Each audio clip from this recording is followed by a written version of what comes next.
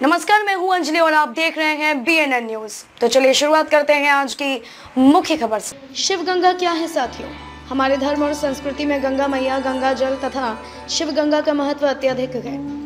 गंगा जल केवल जल न होकर इसमें अनेक विशेष गुण पाए जाते हैं। हमारी संस्कृति में यह कहावत है कि जीवन में जरूर एक बार कम से कम गंगा में नहाना चाहिए।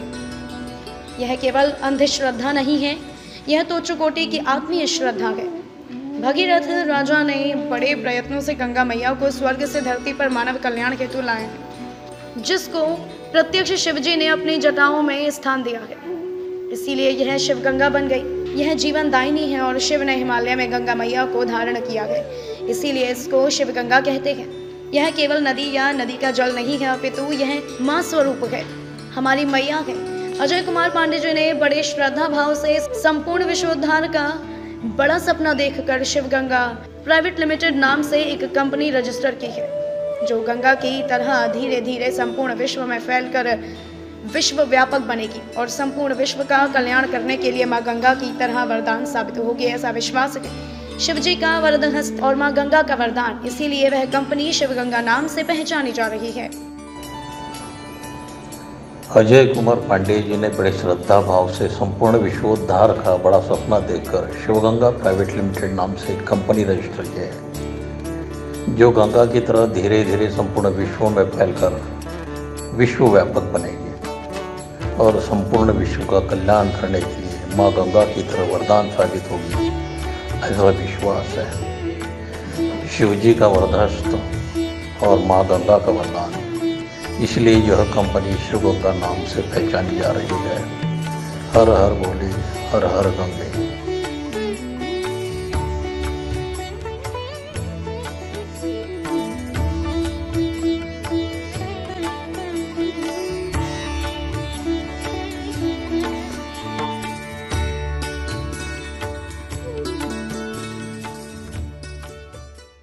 गंगा, जिसे बहुत ही पवित्र नदी माना जाता है, कहा जाता है मात्र गंगा स्नान से हमारे सारे पाप धुल जाते हैं।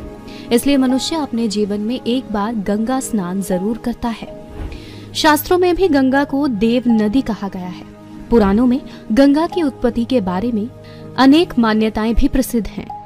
एक मान्यता के अनुसार ब्रह्मा जी के कमंडल का जल गंगा नामक युवती के रूप में प्रकट हुआ था।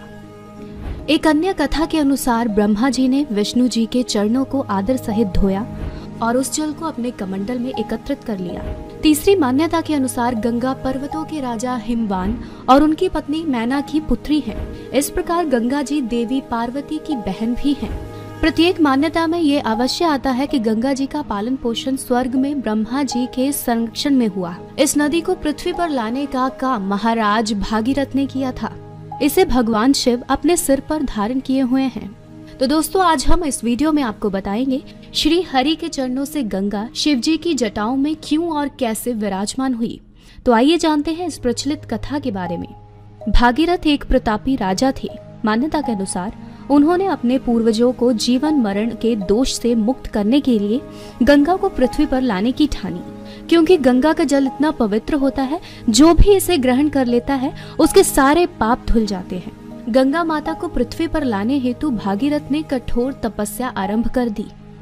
उनकी कठोर तपस्या देखकर गंगा माँ प्रसन्न हुई और भागीरथ के सक्षम प्रकट हुई।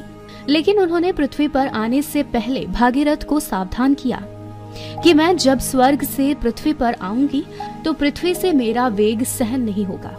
मेरे तेज बहाव से सारी धरती नष्ट हो जाएगी और मैं रसातल में चली जाऊंगी। गंगा को ये अभिमान था कि कोई उनका वेग सहन नहीं कर सकता।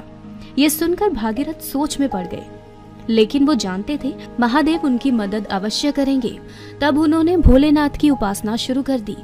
संसार के दुखों को हरने वाले शिव शंभु उनकी उपासना से प्रसन्न हो गए और भागीरथ से वर मांगने को कहा।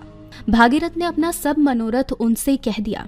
शिवजी ने भागीरथ को तथास्तु कह उनकी प्रार्थना स्वीकार की। गंगा जैसे ही स्वर्ग से पृथ्वी पर उतरने लगी, गंगा का गर्व दूर करने के लिए शिव ने उन्हें जटाओं में कैद कर लिया।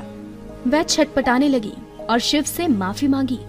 तब शिव ने उन्हें जटा से एक छोटे से पोखर में छोड़ दिया, जहां से गंगा 7 धाराओं में प्रवाहित हुई। खबरों में अब तक के लिए बस इतना ही। मिलते हैं फिर ऐसी ही किसी बड़ी खबर के साथ।